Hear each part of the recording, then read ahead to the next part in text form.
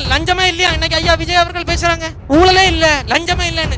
கேரளால மலையாள செய்தி சேனல் வெளியிடுது, இந்த புளியர செக் போஸ்ட்ல 200 ரூபாய் வாங்கிட்டு லாரிகளை விடுறான். யாரு? கேரளால கேவலப்படுது தமிழக வெற்றி கழக அரசு. கேரளால ഇവർ ഇങ്ങ പേசுறார். ഇവർക്ക് தெரியுமா இல்லையா இதெல்லாம்? யாராவது சொல்றீங்களா இல்லையா? തമിഴ്നാട്ടിൽ നിന്ന് സാധനങ്ങളുമായി വരുന്ന മലയാളി ലോറി ഉടമകളെ കൊള്ളയടിക്കുകയാണ് തമിഴ്നാട് മോട്ടോർ വാഹന വകുപ്പ്. കടന്നു പോകുന്ന ലോറികളിൽ നിന്ന് വാങ്ങുന്നത് 200 മുതൽ 400 രൂപ വരെ കൈക്കൂലിയാണ്. പുളിയറയിലെ ആർടിഒ ചെക്ക് പോസ്റ്റിൽ നൽകേണ്ടി വന്നത് 200 രൂപ. ബില്ലുമില്ല, യാതൊരുവിധ രേഖകളുമില്ല. ഒരു രാത്രി ഇവിടുത്തെ ഉദ്യോഗസ്ഥർ കീശയിലാക്കുന്നത് എത്ര രൂപയാണെന്നറിയാമോ? ശരാശരി 2.5 ലക്ഷം മുതൽ 3 ലക്ഷം രൂപ വരെ. விஜய் அவர்கள் எத்தனை பேர் இன்னும் வெளியே போறாங்கன்னு தெரியலையே. அவரு சிங்கப்பூருக்கு ஒருத்தர் போனாரு, தோண்ட பல பேர் சிக்குவாங்க போலயேன்னு. நாங்க ஐயாரியில தோன்றதுக்கே நீங்க இப்படி சிக்கி இருக்கிறீங்க. இனி ஒவ்வொரு துறையா நாங்க தோன்றப்போ இந்த 2 மாசத்துல நீங்க என்னெல்லாம் செஞ்சு வச்சிருக்கீங்கிறது தெரியலையே. முதல் குண்டு ஏன் நெஞ்சில தான் படுனாரு. வாங்க, போராட்டம் நடக்குது, உங்க நெஞ்ச தான் பாத்துட்டு இருக்கிறோம். எங்க உங்க நெஞ்சு? ராஜேஷ்குமார் அவருடைய நெஞ்சு எங்க? துப்பாக்கியிலிருந்து வரக்கூடிய தோட்டாக்களின் குண்டுகள் உங்கள் நெஞ்சை எதிர்நோக்கி கொண்டிருக்கிறது. வாங்க, வந்து நெஞ்சில வாங்க இங்க உண்ட. அது அழகுமீனா அவர்களாக இருக்கட்டும், ஸ்ரீதர் அவர்களாக இருக்கட்டும், அரவிந்த் IAS அவர்களாக இருக்கட்டும், இப்ப வந்திருக்கக்கூடிய கலெக்டர் பிரதீப் அவர்களாக இருக்கட்டும், நீங்கள் எல்லோரும் ஐஆர்எல் நிறுவனத்திற்கு அடியால் வேலை பார்த்து கொண்டிருக்கிறீர்கள். மறுத்து பேச முடியுமா? மறுத்து பேச முடியும் என்றால் அறிக்கையை வெளியிட்டு பேசுங்க. நாம் தமிழர் கட்சி அதெல்லாம் டெபாசிட்டே வாங்கல. டெபாசிட் வாங்காத கட்சி தான் உங்களுடைய உயிருக்காக இன்றைக்கு போராட்ட களத்தில் வந்து போராடி கொண்டிருக்கிறது. நீங்கள் யாருக்கு ஓட்டு போட்டீங்களோ, எந்த விஜய் அவர்களுக்கு நீங்கள் வாக்கு செலுத்தினீர்களோ, அந்த விஜய் அவர்கள் தான் புற்றுநோயை இன்னைக்கு பரப்புவதற்கான அத்தனை வேலைகளையும் பார்த்து அந்த விஜய் அவர்கள் தான் இன்றைக்கு சொல்லார்கள் இல்லையா பெர்லின் அவர்கள், கடற்கரை பகுதி மக்கள் அதிக அளவிலே விஜய் அவர்களுக்கு தான் வாக்கு செலுத்தினார்கள் என்று பரிசு விஜய் அவர்களுடைய பரிசு கடலை விழுங்கிறது. இனிமே எங்களுக்கு வேலை இருக்காது தமிழ்நாட்டுல, நம்ம பொழப்ப பார்த்துட்டு போலாம், நம்ம வேலையை பார்த்துட்டு போலாம் என்றுதான் நினைத்தோம். ஆனால் ஆட்சிக்கு வந்த 2 மாதத்திலேயே நமக்கு ஒரு செய்தி தெளிவாக உணர்ந்து விட்டது. கடந்த ஆட்சி காலத்தில் எவ்வளவு சிக்கல்கள் நமக்கு வந்ததோ அதை விட பல மடங்கு சிக்கல்களை இவர்கள் வெளிப்படையாகவே தரப்போகிறார்கள் என்பது தெரிந்துவிட்டது. ஏன் போராடிட்டே இருக்கீங்க? எந்த திட்டத்தையுமே கொண்டு வர மாட்டீங்க, எல்லாத்தையுமே நீங்க எதிர்க்கிறீங்க. நாம் தமிழர் கட்சி எல்லாத்தையும் எதிர்க்குது. ஏன் எல்லாவற்றையும் எதிர்க்கிறது? ஏன்னா எங்களுக்கு தலையெழுத்து, எல்லாத்தையும் எதிர்க்கணும் தலையெழுத்து. நீங்க கொண்டு வரக்கூடிய திட்டங்கள் அத்தனையும் எதிர்க்கப்படக்கூடிய திட்டங்களாகவே இருக்கும்போது நாங்கள் அதை எதிர்க்கத்தான் செய்வோம். இந்த நிலப்பரப்பில் இந்த மண்ணின் மக்களுக்கு வேலை வாய்ப்பை ஏற்படுத்துவதற்கு நிலமும் வளமும் சார்ந்த தொழிற்சாலைகளை கொண்டு வாருங்கள் என்று நீண்ட காலமாக கோரிக்கை வைத்து வருகிறோம். கொண்டு வந்தீங்களா? ஒரு புற்றுநோய் ஆராய்ச்சி மையம் கொண்டு வாருங்கள் என்று எத்தனை ஆண்டு காலம் கோரிக்கை வைத்தோம், கொண்டு வந்தீர்களா? தரமான சாலைகளை கொண்டு வர முடிந்ததா உங்களால்? இல்லை. அப்ப நீங்கள் கொண்டு வரக்கூடிய அத்தனையுமே இந்த நிலத்தை அழித்து, இந்த நிலத்தின் வளத்தை கொள்ளையடித்து, இந்த மண்ணின் மக்களுடைய வாழ்வாதாரத்தை சிதைக்கக்கூடிய திட்டங்களாகவே இருக்கிற போது அந்த திட்டங்கள் இந்த மக்களுக்கான திட்டங்கள் இல்லை என்பதை உணர்ந்து நாங்கள் களத்தில் நிற்கிறோம். வளர்ச்சி, துறைமுகத்தை விரட்டிட்டாங்க. இப்ப ஐஆர்எல் ஆலை மணல் எடுப்பதன் மூலமா வளர்ச்சி, அந்த வளர்ச்சியை இவர்கள் தடுக்கிறார்கள். இது கடல்ல மண் எடுக்கிறது வளர்ச்சியா? கடல்ல மண் எடுக்கிறது வளர்ச்சியா? எது வளர்ச்சி? யாருக்கான வளர்ச்சி?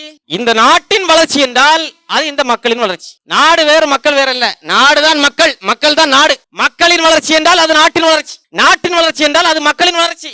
ஆனால் நீங்கள் கொண்டு வரக்கூடிய திட்டங்கள் அத்தனையும் மக்களுடைய வாழ்வாதாரங்களை பாதிக்கக்கூடிய திட்டங்களாக இருக்கிறது என்பது தெரிந்தும் நாட்டின் வளர்ச்சி என்று சொல்கிறீர்கள் என்றால் உங்களுடைய பார்வையில் இந்த நாடு என்பது தனி பெரும் முதலாளிகள், அது அவருடைய வளர்ச்சி இல்லையா? இது அரசு பொதுத்துறை நிறுவனம் தானே ஐஆர்எல். தனியார் நிறுவனங்களை விட கேடுகட்ட நிறுவனமாக இந்த நிறுவனம் மாறிக்கொண்டிருக்கிறது. இந்த நிறுவனத்தினுடைய செயல்பாடுகளை எதிர்த்து அவ்வளவு கேள்விகளை கேட்டோம். இந்த நிறுவனம் அவ்வளவு விதிமுறைகளை மீறுகிறது. இது சட்டத்திற்குட்பட்டு செயல்படவே இல்லை. ஆவணங்களோடு இந்த மாவட்ட நிர்வாகத்தினுடைய கதவுகளை எத்தனை முறை நாங்கள் தட்டினோம். இதோ நிற்கிறார்களே போராட்ட குழுவை சார்ந்தவர்கள், அண்ணன் பெர்லின் போன்றவர்கள், அண்ணன் சாகர் போன்றவர்கள் எல்லாம் எத்தனை முறை கன்னியாகுமரி மாவட்ட ஆட்சியரை அணுகி எத்தனை ஆவணங்களை கொடுத்தார்கள். அவ்வளவு விதிமீறல்கள் இருக்கிறது, பேசுறதுக்கு நேரம் இல்ல. இந்த ஐஆர்எல் ஆலையால் புற்றுநோய் பரவுகிறது. இந்த ஐஆர்எல் ஆலை மணலை தோண்டி எடுத்து அதிலிருந்து கரிமங்களை பிரிக்கிற போது, தோண்டுகிற போதும் சரி, பிரித்தெடுக்கிற போதும் சரி, கதிர்வீச்சு பரவி புற்றுநோய் அதிக அளவில் அதிகரிக்கிறது என்பது குற்றச்சாட்டு. குற்றச்சாட்டை வைப்பது யார்? அந்த ஆலைக்கு அருகே இருக்கக்கூடிய மக்கள் குற்றச்சாட்டுகளை வைக்கிறார்கள். குடும்பங்களை, தன்னுடைய தகப்பனை, தன்னுடைய தாயை, தன்னுடைய மகனை, தன்னுடைய சகோதர சகோதரிகளை இழந்த குடும்பத்தை சார்ந்தவர்கள், பாதிக்கப்பட்ட மக்கள் குற்றச்சாட்டை வைக்கிறார்கள். இந்த ஆலையின் செயல்பாட்டால் தான் நான் என் அப்பனை இழந்தேன், இந்த ஆலையின் செயல்பாட்டால் தான் நான் என் தாயை இழந்தேன், இந்த ஆலையால் எங்களுடைய குடும்பம் நடுத்தரவில் வந்து நிற்கிறது என்று யாரெல்லாம் வலியை உணர்ந்தார்களோ அவர்கள் அத்தனை பேரும் இந்த ஆலைக்கு எதிராக போராடி கொண்டிருக்கிறார்கள். அப்ப நீங்க என்ன சொல்லணும்? இல்ல நாங்க அதிகரிக்கல, கதிர்வீச்சை நாங்க பரப்பல, ஏற்கனவே அதிக அளவிலே கதிர்வீச்சு உள்ள பகுதி இந்த பகுதிகள், நாங்க இந்த மணலை தோண்டி எடுக்கிறதுனால, கனிமங்களை பிரிச்சு எடுக்கிறதுனால கதிர்வீச்சு எல்லாம் இல்ல, மறுபடியும் அந்த மணலை கொட்டி கதிர்வீச்சை நாங்கள் குறைக்கிறோம் என்று சொல்கிறார்கள். சரி, அதை நிரூபியுங்கள். எங்களுக்கு அச்சம் இருக்கிறது. அந்த அச்சத்தை போக்க வேண்டிய கடமை யாருக்கு இருக்கிறது? அதிகாரப்பூர்வமாக தீர்த்து வைக்க வேண்டிய கடமையும் பொறுப்பும் ஆலைக்கும் இருக்கிறது, மாவட்ட நிர்வாகத்திற்கும் இது இருக்கிறது.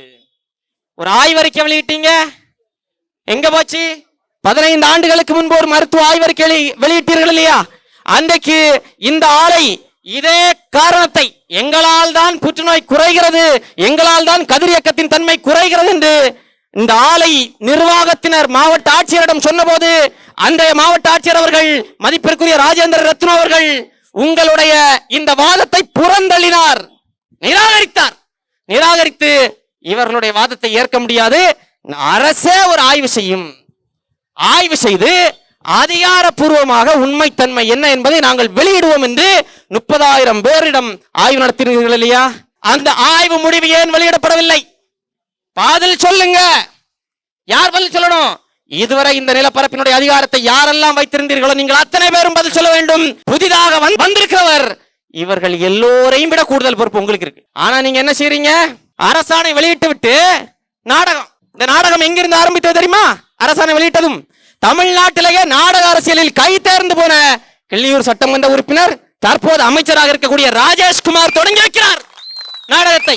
இந்த ராஜேஷ்குமார் அவர்கள் கடந்த காலங்களில் இந்த ஐயாறியல் மணல் ஆலைக்கு இதே நிலப்பரப்பு கொடுக்கப்படுகிறது என்கிற செய்தி வந்ததும் இதற்கு எதிராக போராட்டம் நடக்கிற போது, அந்த போராட்டத்தில் முதல் குண்டு என் நெஞ்சில தான் படுனாரு. வாங்க, போராட்டம் நடக்குது, உங்க நெஞ்சதான் பார்த்துட்டு இருக்கிறோம். எங்க உங்க நெஞ்சு? ராஜேஷ்குமார் அவருடைய நெஞ்சு எங்க? துப்பாக்கியில் வரக்கூடிய தோட்டாக்களின் குண்டுகள் உங்கள் நெஞ்சை எதிர்நோக்கி கொண்டிருக்கிறது. வாங்க, வந்து நெஞ்சில வாங்க எங்க குண்ட. இல்லைன்னா அரசாணையை ரத்து பண்ணுங்க. ஒரு அரசாணை வெளியிடப்படுகிறது. இந்த அரசாணை வெளியிடுவது இந்த நாட்டின் முதலமைச்சர் விஜய் அவர்களுக்கு தெரியுமா தெரியாதா? இந்த மாவட்டத்தின் அமைச்சர் ராஜேஷ்குமார் அவர்களுக்கு தெரியுமா தெரியாதா? தெரிந்ததென்றால் எதற்காக அதை அனுமதித்தீர்கள்? தெரியலன்னா கையாலாகாத அமைச்சரா நீங்கள்? உங்கள் துறையில், உங்கள் மாவட்டத்தில், உங்களுடைய தொகுதியில் வரக்கூடிய ஒரு பிரச்சனை, அதனுடைய பாதிப்புகள், அது குறித்து ஒரு அரசாணை வருகிறது என்றால், அந்த அரசாணை கூட உங்களுடைய கவனத்திற்கு வராமல் இங்கே வருகிறது என்றால், நீங்கள் டம்மி அமைச்சரா? ராஜேஷ்குமார் டம்மி அமைச்சரா? தாவேக அமைச்சரவையில் இல்ல இந்த நாட்டின் முதலமைச்சர்? உங்களுக்கு தெரியாம கனிம வளங்கள் துறை இந்த அரசாணை வெளியிட்டதா? ராஜினாமா பண்ணிட்டு போங்க மிஸ்டர் விஜய், ராஜினாமா பண்ணிட்டு போங்க. 10ஆம் தேதி அரசாணை வெளியிட்டு இருக்கிறாங்க. இப்பதான் வெளியே வந்தது மக்களை பாதிக்கக்கூடிய எந்த திட்டத்தையும் நடைமுறைப்படுத்த மாட்டோம். அப்ப இந்த திட்டம் மக்களை பாதிக்காத திட்டம் என்றுதான் நடைமுறைப்படுத்துவதற்கு அரசாணை வெளியிட்டீர்களா? சொல்லணும். இன்னைக்கு வரைக்கும் அரசாணை ரத்து செய்யப்படல. விஜய் சொல்லிட்டாராம், முதலமைச்சர் விஜய் சொல்லிட்டாராம், நாங்கள் மக்களை பாதிக்காத எந்த திட்டத்தையும் செய்ய மாட்டோம். இதுவரைக்கும் அந்த ஏதாவது ஒரு அரசு மக்களை பாதிக்கிற திட்டத்தை செயல்படுத்தணும்னு சொல்லிச்சா? திருடன் சொல்லுவானா நான் திருட வர்றேன்னு? நான் திருடலன்னு தான் சொல்லுவான். நீ உண்மையிலேயே நீங்கள் இந்த அரசு மக்களுக்கான அரசு என்றால், நீங்கள் இந்த அரசாணையை நீட்டிப்பதற்கு முன்பு 15 வருஷத்துக்கு முன்னாடி வெளியிடப்படாமல் மூடி வைத்திருக்கிறீர்கள், அந்த மருத்துவ ஆய்வறிக்கை முடிவை நீங்கள் வெளியிட்டிருப்பீர்கள். கன்னியாகுமரி மாவட்ட நிர்வாகம் ஐயாறியல் ஆலைக்கு அடியால் வேலை பார்த்துக் கொண்டிருக்கிறது. அது அழகுமீனா அவர்களாக இருக்கட்டும், ஸ்ரீதர் அவர்களாக இருக்கட்டும், அரவிந்த் ஐஏஎஸ் அவர்களாக இருக்கட்டும், இப்ப வந்திருக்கக்கூடிய கலெக்டர் பிரதீப் அவர்களாக இருக்கட்டும், நீங்கள் எல்லோரும் ஐயாறியல் நிறுவனத்திற்கு அடியால் வேலை பார்த்துக் கொண்டிருக்கிறீர்கள். மறுத்து பேச முடியுமா? மறுத்து பேச முடியும் என்றால் அறிக்கையை வெளியிட்டு பேசுங்க. இதானே சொல்றீங்க? கதிர்வீச்சு எல்லாம் இல்லங்கிறத நிரூபிங்க. அதை நிரூபிப்பதற்கு தானே ஆய்வு செய்யப்பட்டது. அந்த ஆய்வு முடிவு ஏன் வெளியிடப்படல? நீங்க தான் வெள்ளை அறிக்கை வெளியிடல, எக்ஸ்பர்ட் ஆச்சே, வெளியிடுங்க. எல்லாத்துக்கும் வெளியிடுறீங்க, வெள்ளை அறிக்கை வெளியிடுறீங்க. இந்த அரசாணை எப்படி வெளியிடப்பட்டது? யாருடைய அனுமதியை பெற்று வெளியிடப்பட்டது? அரசாணை வெளியிடுங்க, வெள்ளை அறிக்கை வெளியிடுங்க. ஒண்ணுமே இல்ல, போற போக்குல நீங்க வந்து அரசாணை வெளியிட்டு ரீல்ஸ் போட்டுட்டு போவீங்கன்னா இது ரீல்ஸ் அரசியல் இல்ல, இது ரியல் அரசியல். இங்க நடக்காது. திடீர்னு விஞ்ஞானிகள் வர்றாங்க, தக்காளியை பத்தி ரீல்ஸ் போட்டுருந்தவங்க, பலாப்பழத்தை பத்தி ரீல்ஸ் போட்டுருந்தவங்க, இவங்க எல்லாம் ஐயாரியல் ஆலையில மணலை வந்து ஆய்வு பண்றேன்னு சொல்லிட்டு ஒரு மெஷினை வச்சுட்டு ஆய்வு பண்ணிட்டு இருக்கிறாங்களா? எப்பா யாருப்பா நீங்க? யாரு நீங்க? இந்த ஆய்வு செஞ்சு அந்த ஆய்வில் ஐயாரியலுக்கு எதிராக ஆய்வு முடிவு வந்த காரணத்தால் தான் ஆய்வு அறிக்கை வெளியிடப்படாமல் இருக்கிறது. அதை வெளியிடு. நீ ரீல்ஸ் போடுற இல்ல, ரீல்ஸ்ல அடுத்த கேள்வியை கேளு. எங்க நாங்க இப்பதாங்க அரசியலுக்கு வந்தோம், நாங்க வந்து 1 வருஷம் ஆகுது, இந்த 15 வருஷமா நாம் தமிழர் கட்சிக்காரங்க இருந்துட்டு இருக்காங்க, நாகர்கோவில் ஒரு போராட்டம் நடத்துறாங்க, நம்ம ரீல்ஸ் நீங்க ஏதோ காசு கொடுத்தீங்க ஏதோ சொன்னீங்கன்னு சொல்லிட்டு நாங்க ரீல்ஸ போட்டோம். இப்போ கேள்வி கேட்கறான், ஏதோ ஆய்வு அறிக்கை எடுத்தாங்களாமே, அந்த முடிவை நீங்க வெளியிடலையாமே. நாம் தமிழர் கட்சிக்காரன் கேட்கறான், பதில் சொல்லுங்கன்னு கேளுங்க. இந்த ரீல்ஸ் போட்ட இன்ஸ்டாகிராம் இன்ஃபுளுசர்ஸ் எல்லாரும் முதல்ல ஆளுகிட்ட கேளுங்க, கேட்டுக்கிட்டு அப்புறம் உங்க கருத்தை நீங்க சொல்லுங்க. ஆனா இந்த மாவட்டத்திற்கு வரக்கூடிய மாவட்ட ஆட்சியர்களுக்கெல்லாம் சிறந்த ஆட்சியர் விருது. இந்த அழகு மீனா அவர்களுக்கு என்ன காரணத்துக்காக சிறந்த மாவட்ட ஆட்சியர் விருது கொடுத்தீங்க? ஐயா விஜய் அவர்கள் பதில் சொல்லுங்க. ஏற்கனவே இந்த அழகு மீனா அவர்கள் இப்ப இல்லைன்னா பேசக்கூடாதுன்னு கிடையாது. இல்லாம இருந்தாலும் நம்ம பேசணும், செஞ்சுட்டு போயிடலாம், நம்ம தப்பிடுவோம்ல. நீங்க எந்த இடத்துல இருந்தாலும் நீங்கள் செய்த தவறை நாங்கள் தொடர்ந்து பேசிக்கொண்டே இருக்கோம். நீதிமன்றத்தில் போய் நிபந்தனையற்ற மன்னிப்பு கேட்டார்கள் இந்த அழகு மீனா அவர்கள். இந்த நட்டாலம் கல்குவாரி விவகாரத்துல அவ்வளவு முறைகேடுகள் மோசடி செய்து நீதிமன்றம் கேள்வி கேட்டு நீதிமன்றத்தில் போய் மன்னிப்பு கேட்ட ஒரு மாவட்ட ஆட்சியருக்கு விஜய் அவர்கள் சிறந்த மாவட்ட ஆட்சியர் விருது கொடுப்பாருன்னா அப்ப இந்த ஆட்சி எந்த லட்சணத்துல நடந்துட்டு வருது? இது இந்த தமிழக வெற்றி களத்துல இருக்கிற தம்பிங்களை எல்லாம் நம்ம திட்டக்கூடாது. நான் திட்ட மாட்டேன், நான் யாரையுமே திட்டினது இல்லை. ஏன்னா பாவம் தெரியாது, சத்தியமா தெரியாது. அவன் விஜய் அவரை படத்துல பார்த்து படத்துல வந்து கத்தி எடுத்து குத்தினாரு, அவர் எல்லாம் செஞ்சாரு, சாதிச்சாரு, பெண் வன்கொடுமை செஞ்சவனுக்கு, பெண்களுக்கு எதிரான கொடுமை செய்யறவன எல்லாம் அப்படி அந்த இடத்துல பாலத்தை கீழே கட்டி தொங்க விட்டுருவாருன்னு படத்தை பார்த்து பார்த்து பார்த்து அதே அவர் சினிமால செய்வார் நம்பிட்டு இருக்கிறான். அவனை அரசியல் படுத்த வேண்டிய தேவை நமக்கு இருக்கு, தேவை இருக்கு. இந்த ஏவிஎம் கால்வாய் ஏற்கனவே முழுமையா ஏவிஎம் கால்வாய் நாசமா இருக்கு. இந்த ஏவிஎம் கால்வாயை மீட்டெடுப்போம், பாதுகாப்போம். ராஜேஷ்குமார் அவர்கள் சொன்னார் இல்லையா, ஏவிஎம் கால்வாய் நான் மீட்டெடுப்பேன், பாதுகாப்பேன். இந்த ஏவிஎம் கால்வாயில நாசமாக்கிட்டு இருக்கு இந்த ஐயாரியல் ஆலை. என்ன செய்ய போறீங்க? என்ன செய்வார் இவரே சொல்லி இருக்கிறாரு, வாய்ப்பாட பேசிய காட்சிகள் இருக்கிறது. நான் கூட ஏன் சட்டமன்ற உறுப்பினர் மேம்பாட்டு நிதியில ஏவிஎம் கால்வாயில கட்டணம் கட்டி வச்சிருக்கிறேன். இப்படிப்பட்டவர் தான் சட்டமன்றத்தில் நீங்க வந்து இவரை தான் உங்களுடைய அமைச்சரவையில் அமைச்சராக வைத்திருக்கிறீர்கள். இது தேராது, நாங்க விட மாட்டோம். ஓரளவுக்கு நல்ல திருடனா இருந்தா என்ன பண்ணிருப்பான்? மக்கள் எதிர்க்கிறாங்க, கொஞ்சம் நல்ல எண்ணம், ஒரு நல்ல ஆட்சியை கொடுக்கணும் இருக்கிற ஒரு நிலை இருந்திருந்தா ரத்தம் ஆயிருக்கும். இங்க ரத்தே ஆகலையே. அப்ப இந்த இடத்துல நாம் எழுப்ப வேண்டிய கேள்வி தொடர்ந்து எழுப்பணும். அரசாணை ஏன் ரத்து செய்தா? இல்ல எங்க விஜய் வந்து நடத்த மாட்டேன்னாரு. யோ அரசாணை வந்திருக்கியா, நடத்த மாட்டேன்னு விஜய் சொன்னா அரசாணை வரட்டு. அவர் நான் பேசிட்டே இருப்பாரு, அவர் பேசுவார், நான் அடிச்சா தாங்க மாட்டேன், 4 மாசம் தூங்க மாட்டேன் பேசுவார். நாங்க அதெல்லாம் கேட்டிருக்கணுமா? நீங்க வெளியிடுங்க, அரசாணை வெளியிடுங்க. அவருடைய வார்த்தை எங்களுக்கு தேவையில்லை, அவருடைய டயலாக் அவருடைய ரசிகர்களுக்கு, அவருடைய நண்பா நண்பிசுக்கு வேண்டும் என்றால் அவருடைய டயலாக் பயன்படலாம். நானும் அவருடைய ரசிகன், அது வேற. நானும் விஜய் ரசிகன், அதுல ஒன்றும் மாற்றுக்கிறது இல்லை, அது வேற. ஆனா உங்களுடைய டயலாக் எல்லாம் சினிமால.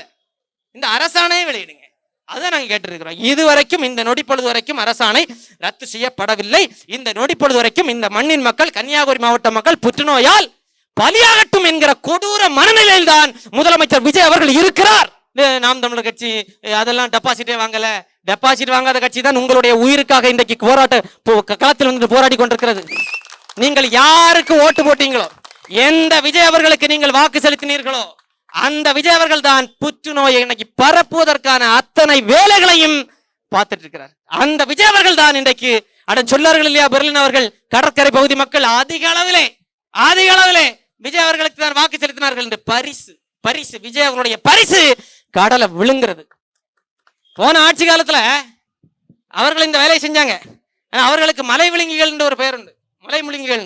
இவர்களுக்கு மணல் முழுங்கிகள், கடல் முழுங்கிகள் என்கிற பெயர் உங்களுக்கு வேண்டுமா இல்லை வேண்டாமா என்பதை நீங்கள் முடிவு செய்யுங்க. நாங்க நிற்போம். இன்னைக்கு திமுக வந்து இதை எதிர்க்குது. திமுக யாருப்பா நீங்க எல்லாம் 50 வருஷமா நாட்டை ஆண்டுட்டு இந்த 50 வருஷமா இந்த ஐயாறு எல்லாரும் இங்க செயல்பட்டு இருந்து இந்த இப்ப 1144 ஹெக்டேர் கொடுக்குறாங்க இல்லையா நிலம், இந்த நிலத்திற்கான இட ஒதுக்கீட்டிற்கான அனுமதியை ஒன்றிய அரசு கொடுத்ததும் லெட்டர் ஆஃப் இன்டென்ட் ஸ்டாலின் அவர்கள் எழுதினீர்களா இல்லையா?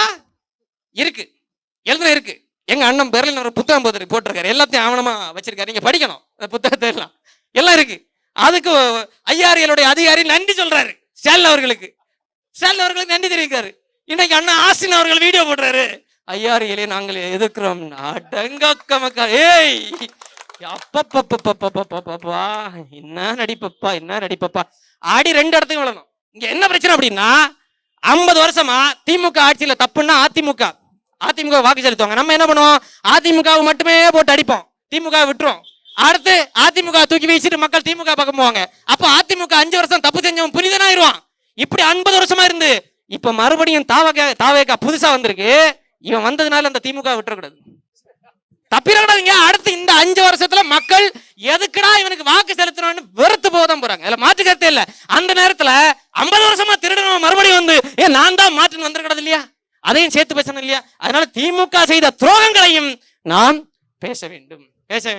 ஊழல் லஞ்சத்தை நாங்க ஒழிச்சிட்டோம். ஊழல் லஞ்சமே இல்லையா? இன்னைக்கு ஐயா விஜய் அவர்கள் பேசுறாங்க ஊழலே இல்ல, லஞ்சமே இல்லைன்னு. கேரளால மலையாள செய்தி சேனல் வெளியிடுது, இந்த புளியரை செக் போஸ்ட்ல 200 ரூபாய் வாங்கிட்டு லாரிகளை விடுறான். யாரு? கேரளால கேவலப்படுது தமிழக வெற்றி கழக அரசு. கேரளால இவர் இங்க பேசுறாரு. இவருக்கு தெரியுமா இல்லையா இதெல்லாம்? யாராவது சொல்றீங்களா இல்லையா? ஒண்ணும் தெரியல. ஒரு அரசு வந்த 2 மாதத்துல திமுக கூட முதல்ல ஒரு 2-3 மாசம் என்ன ஏதோ ஒண்ணு நல்ல இந்த கொரோனா காலத்துல ஆட்சி வந்ததும் நல்லாதான் செய்யறாங்களோன்னு நம்மளையும் நம்ப வச்சாங்க முதல்ல ஆரம்பத்துல. அப்புறம் தான் அது பெரிய படம்ங்கிறது போதான் தெரிஞ்சது. இது அதை கூட செய்யல. இப்ப இன்னைக்கு தோன்றினார் இல்லையா, இன்னைக்கு பேசினார் இல்லையா ஐயா விஜய் அவர்கள், எத்தனை பேர் இன்னும் வெளியே போறாங்கன்னு தெரியலையே. அவரு சிங்கப்பூருக்கு ஒருத்தர் போனாரு, தோண்ட பல பேர் சிக்குவாங்க போலையேன்னு. நாங்க ஐயாரியில தோன்றதுக்கே நீங்க இப்படி சிக்கி இருக்கிறீங்க. இனி ஒவ்வொரு துறையா நாங்க தோன்றப்போ இந்த 2 மாசத்துல நீங்க என்னெல்லாம் செஞ்சு வச்சிருக்கீங்கிறது தெரியலையே. நிறைய பேர் சொன்னாங்க, நீங்க இவ்வளவு போராட்டம் பண்ணீங்க, இந்த மக்கள் உங்களை நம்பவே இல்லை. நீங்க எதுக்கு இந்த மக்களுக்காக நிக்கிறீங்க? மக்கள் என்ன பண்றாங்கன்னா ஒவ்வொரு கடையா ஏறி புதுசா பொருட்களை தேடுறாங்க. அப்ப இந்த பொருள் பளிச்சுன்னு இருந்து கவர்ச்சியா இருந்து, அப்ப இந்த பொருள் வச்சா ரொம்ப நேரம் தாக்கும் அப்படின்னு மக்கள் என்ன பண்ணாங்க, பொலன்னு இருக்கிறத வாங்குவாங்க இல்லையா?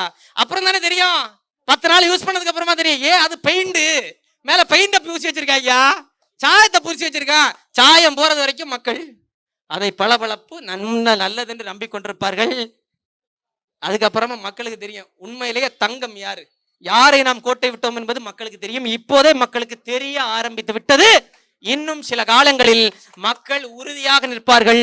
இந்த தாவேகா இல்ல, காங்கிரஸ் இல்ல, பாரதிய ஜனதா இல்ல, அதிமுக இல்ல, திமுக இல்ல, எந்த கட்சியாலும் இந்த மண்ணின் மக்களுக்கான அரசியலை கொடுக்க முடியாது. ஏன் மண்ணின் மக்களுக்கான அரசியலை கொடுக்க வேண்டும் என்றால் பன்னாட்டு பெரு முதலாளிகளுக்கான அரசியலை வீழ்த்த வேண்டும், எதிர்க்க வேண்டும். நீ 2 அரசியல் தான். இங்க 2 தான். இவங்க சொல்லுவாங்க இல்லையா, ஒன்னு டிவிகே, இன்னொன்னு டிஎம்கே. ஒன்னு மக்கள், இன்னொன்னு கார்ப்பரேட் நிறுவனங்கள். நீ மக்களின் பக்கமா இல்ல கார்ப்பரேட் நிறுவனங்களின் பக்கமா? இந்த பெருமுதலாளிகள் பக்கமா இல்ல மக்களின் பக்கமா? இந்த திட்டத்திலே தெரிந்து விட்டது, இவர்கள் மக்களின் பக்கம். இந்த தாவேகா அரசு ஒருபோதும் நிக்காது. நான் சொல்றேன், எழுதி வச்சிடுங்க.